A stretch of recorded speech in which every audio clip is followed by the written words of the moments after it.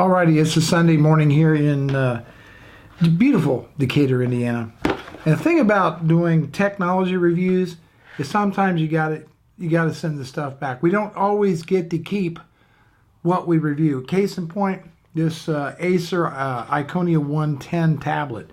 It's got to go back. So you got to box it back. Well, you got to actually restore it because you have to set it up in order to use it. Restore it, rebox it, call UPS to come get it.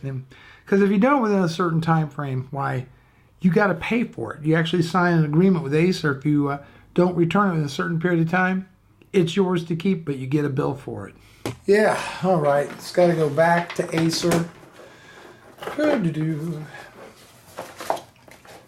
All right. So, you know, they just want it back in a certain way, which is no biggie. Actually, I think this has to go in this bag. There we go. Down in there. Make sure we put everything back away that it came with, and we did. So this has to, actually is not in there right. Like so. And then the tablet has to go back into a little sealed bag. Well, it's not sealed. All right.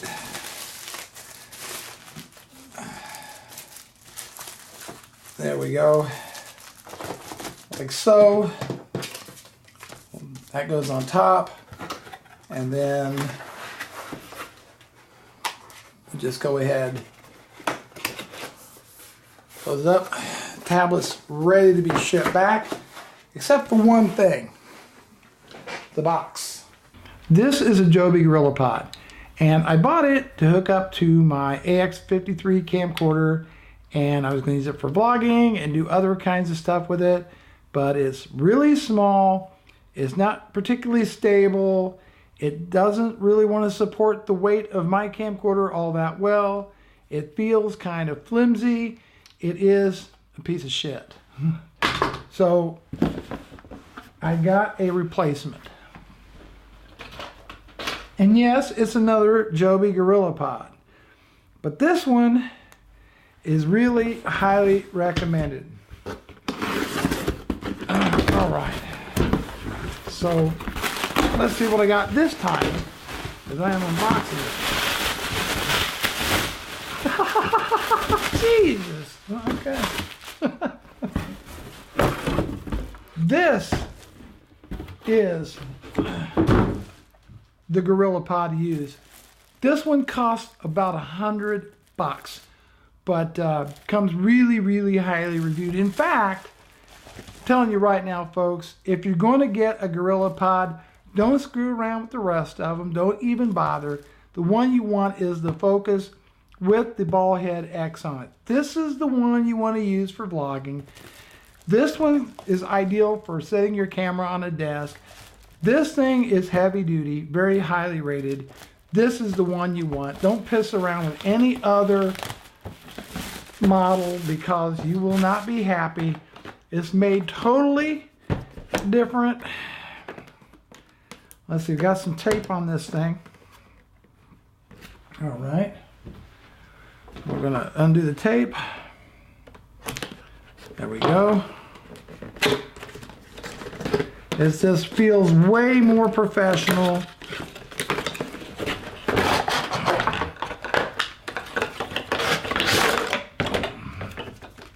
This is a, oh wow, it's night and day. Night and day. This is a serious Gorillapod. Definitely much, much better, much more professional feeling. Way more solid. Love it. Nothing compared to this little piece of crap right here. Don't even bother with anything less than the Gorillapod Focus. I'm just telling you. This thing feels amazing. It's a beast. It'll hold up. Nice ball head. Well made. This is the one to get. Just thought I'd share it with you.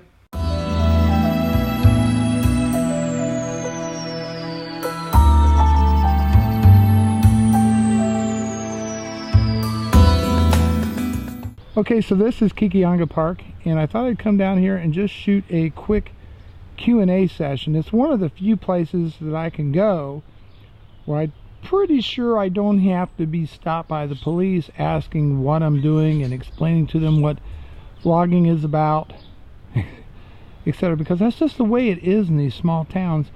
You really can't walk around with a camera and a microphone without people dialing 911 to talk to the police. Gotta learn how to use a zoom on this thing, because where this should have kids playing on it, they're all at home and they're probably sitting in front of an Xbox or a PlayStation rather than being down here enjoying the outdoors. So I'm sitting down here at Kikiyanga Park here in beautiful Decatur, and the playground, I've actually got the camera sitting on the top part of a slide, which in my mind there ought to be just a buttload of kids, you know, in this playground, but yet they are more than likely playing on their PlayStation 4s and their Xboxes rather than being outside on such a fantastic day. Anyhow, it's time for some Q&A. Let's get started. The first one comes from MFW Dead. Interested in your thoughts. Do you think Apple will ever release a cheaper iMac lineup or MacBook lineup? And do you think it'd be a smart choice for them to do so? No, I don't foresee Apple doing much in the way of anything really cheaper than where they're at. Their average sales price of a Mac is $1,200, and they're making close to 40% margin on it.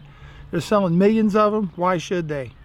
Would it be a smart thing for them to do? No, I don't think so. That's not the business that Apple's in commodity PCs.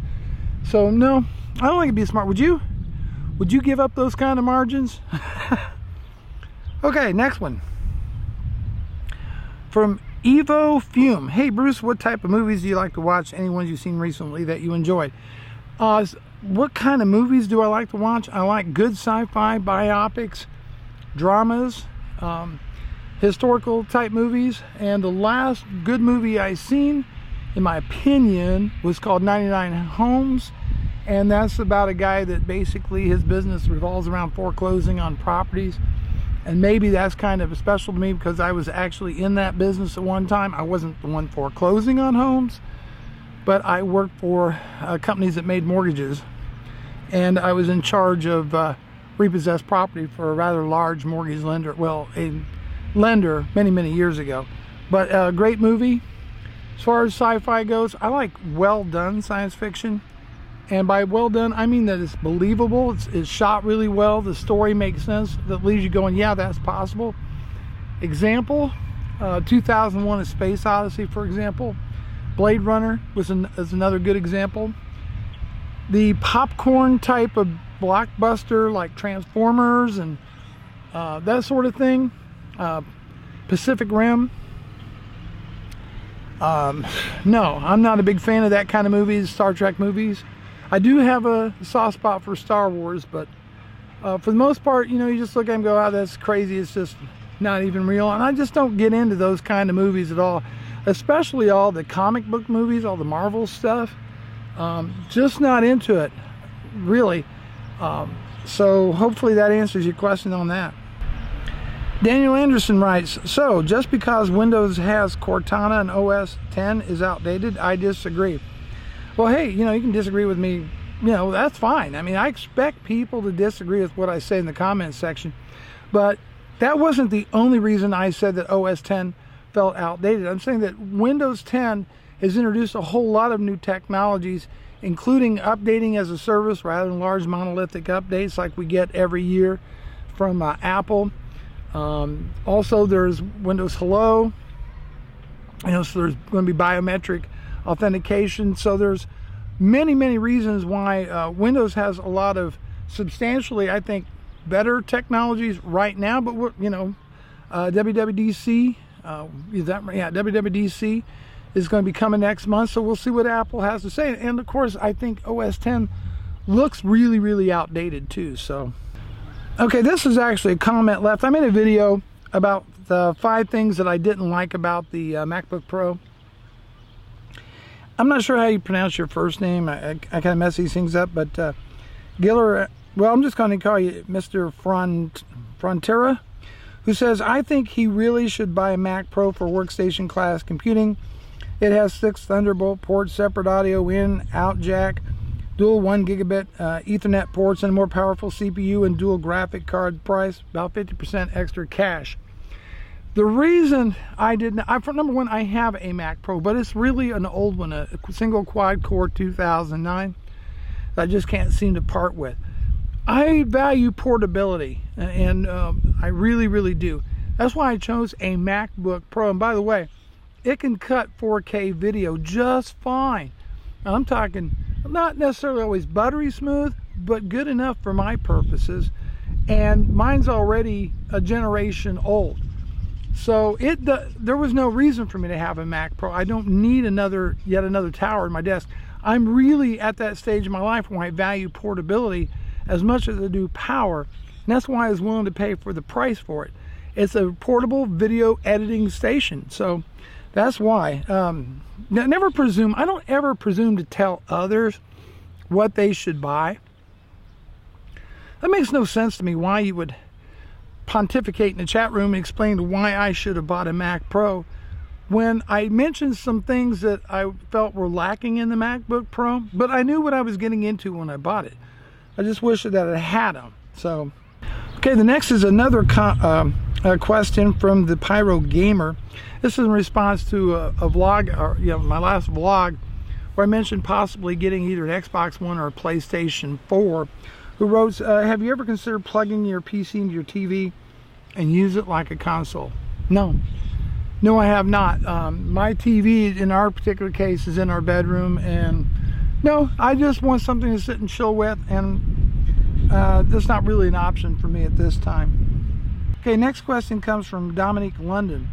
Hey Bruce, what's the oldest gadget you still have, and could you show it in a video? I already have. It's my 2009 Mac Pro. It's the oldest piece of gear that I still use.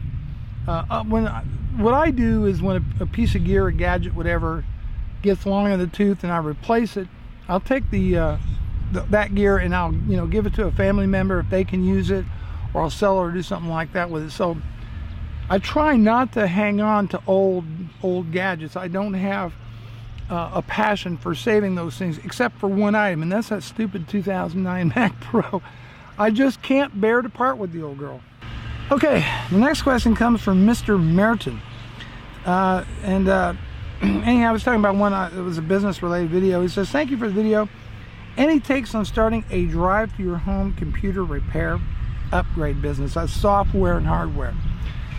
Well, I think I've made my thoughts on working in IT in the consumer space really, really clear, but to reiterate, I just don't think that's a successful business model anymore. It was at one time, but not so much. Now we live in a world of cloud computing, disposable devices, and lots of people out there are trying to make a living as undercut on price. That is not a recipe for growth. And if you're going to start any kind of business, you want to be able to scale it somehow. And in-home means that you're spending time traveling. Consumers cry and complain over the price of getting stuff done. No, I just don't see that as a really viable type of business in this day and age, especially doing it in home. You're just putting yourself out there too much. I mean, if you just think of all the potential things that could go wrong, no. Worst case scenario, make sure they bring the PCs to you. Don't be going into people's houses, because then you open yourself up to, all kinds of stuff that could happen. People accuse you of stealing stuff from them, or just whatever. In my opinion, it's just don't do it. Just don't do it. It's not a viable business model, in my opinion. And people, if you'll notice, a lot of those kind of people have long since disappeared. There might be some out there doing it, but it's just not really a viable business. Hopefully that answers your questions. One thing I wanted to show you real quickly is a cool app I found out for the iPad, and it's called Duet. And what Duet does is allow you to use a second screen with your MacBook Pro or your Mac. But you can use this basically as a second display. And it was pretty cheap. I got it off the Apple Store for, I don't know, $9-10, something like that. But let me show you just how this works in action. The first thing you have to do is download the Duet app from the store, and then you go to duet.com and you install an app on either your Windows PC or your Mac. And when it's all set up, all you have to do is come over, tap Duet, and in a second here it's going to connect to the Mac. And that is actually the desktop right there. I don't know if you can see the cursor moving around on there, but I'm going to go ahead and just show you. Actually, I'm going to go into View, and I'm going to take in say Window, show viewer or events or viewers on the second display, and right there it is. So now I can edit along. Check that out. It was just cool. I wanted to share with everybody. I know a lot of people don't have iPads or iOS devices, but this is really, really cool. And so if you're editing on a cramped space and you need a second display, or one would make things easier for you, check out Duet. It's really cheap and it works really, really great. So just thought I would share that with you.